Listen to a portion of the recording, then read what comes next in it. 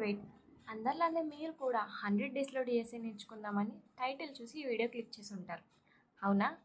కానీ మీ మైండ్లో ఇప్పుడు ఒక డౌట్ ఉంటుంది, నిజంగా 100 డేస్లో డిఎస్ఏ కంప్లీట్ చేయగలమా, లేక ఇది కూడా మిగతా వీడియోస్ లాంటి ఓవర్ హైపా అని. ఫస్ట్ ఒక క్లారిటీ ఇస్తాను. 100 డేస్లో డిఎస్ఏ మొత్తం మాస్టర్ అవ్వడం ఇంపాసిబుల్. గూగుల్ ఇంటర్వ్యూ లెవెల్లో ఎక్స్పెక్ట్ అవ్వడం కూడా ఇంపాసిబుల్. మరి ఈ ఛాలెంజ్ ఎందుకు అని అంటారా?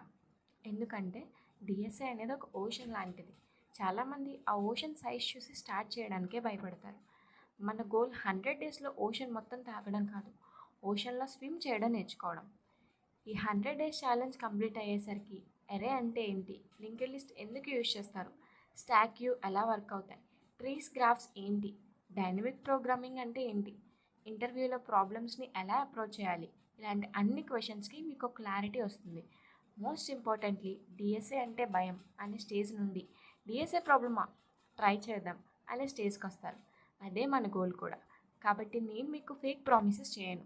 100 డేస్లో గూగుల్ జాబ్ వస్తుందని చెప్పను, 100 డేస్లో కోడింగ్ ఎక్స్పెక్ట్ అవుతారని కూడా చెప్పను.